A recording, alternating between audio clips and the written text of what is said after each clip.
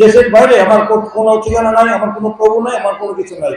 কারণ আমার তিনটি পরিবার, একটি দেশের জনগণ, একটি আমার দল, আর একটি পরিবার। তার বাইরে আমার কোনো ঠিকানা নাই। তিনি কিন্তু সেখানে আপোষ করেন না। যদি আপোষ করতেন তাহলে আজকে মুক্ত পরিবেশ, নতুন বাংলাদেশ পেতাম না। তাহলে এই ঐতিহাসিক এই যে জুলাই অগাস্ট 2024-এর ঐতিহাসিক ছাত্র গণঅভ্যুত্থানের মধ্য দিয়ে শেখ হাসিনা যে বাংলাদেশে পালিয়ে গিয়েছে, শেখ হাসিনা পালিয়ে যেত না।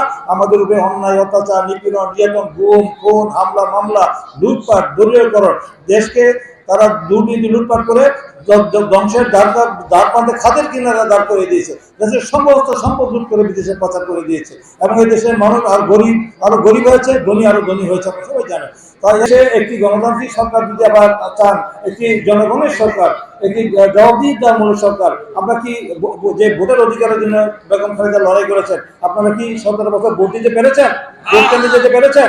এই যে আমাদের যে গণতান্ত্রিক মৌলিক অধিকার, এই রাষ্ট্রের মালিক, ভূখণ্ডের মালিক, দেশের মালিক দেশের জনগণ, সংবিধানের মানব, ভোট হলো পবিত্র মানব। যে ব্যক্তিকে, যে দলকে ভোট দিবেন, যারা আমাদেরকে খেয়ানত না করে, আপনারা কি সেই পবিত্র, সেই আপনাদের পবিত্র আমানত ভোট আপনারা কি আপনাদের পছন্দের দলকে দিতে পেরেছেন অতীতে?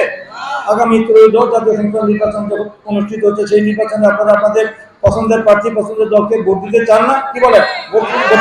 সবাই ভোট সেন্টারে যাবেন তো? আপনাদের যারা পছন্দ, যারা অতীতে সুখে দুঃখে বিপদ আপদ আপনার পাশে ছিল, এবং আপনাদের এই দেশের জনগণের খেদমত যারা অতীতে করেছে, দেশ পরিচালনার অভিজ্ঞতা যারা রয়েছে, তাদের কিন্তু ভোট দিবেন নাকি? সেটা আপনার সকল সচেতন। আপনারা দিন শেষে হিসাব করেন কে কি বলছে। আমরা মানুষকে বিভ্রান্ত করি না। আমরা বলি না যে জানেছি যে ভোট না দিলে আপনারা জাহান্নামে যাবেন, আর জানেছি যে দিলে আপনারা জান্নাতে যাবেন। আপনি কি বলছি কোনোদিন? বলছি? আমরা কোনোদিন বলি না। যারা ধর্মকে পুঁজি করে, যারা ধর্মান্ধ, ধর্মকে পুঁজি করে মানুষকে বিভ্রান্ত করা হচ্ছে, ধোঁকা দেওয়া হচ্ছে, এবং তারা পূজা মণ্ডপকে তারা বিভিন্ন কথা বলেন, পূজা ব্রুজা মুদ্রারে পিঠে পিঠ, তারা গীতা পাঠ করেন, তারা গিয়ে সেজদা দেন, তারা শিরক করেন না নাকি? কি তারা শিরক না?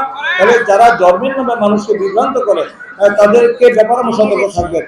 যারা না বেগম খালেদা জিয়া বলছেন, আর 5ই আগস্টের পূর্বে আর উনি ফিরে যেতে চান না বলছেন। আমরা 5ই আগস্টের পূর্বে ফিরে যেতে চাই না, আমাকে দেশ গড়তে চাই। ওনার বলছে আর প্রতিহিংসা নয়, প্রতিশোধ নয়, আসুন সব দেশকে ভালোবাসে, আমরা দেশ গড়ি বলছেন না? একটি দফা রাষ্ট্র সংস্কার রূপরেখা দিয়েছেন, সেটা তিনি আগামী দিন আমরা বাস্তবায়ন করতে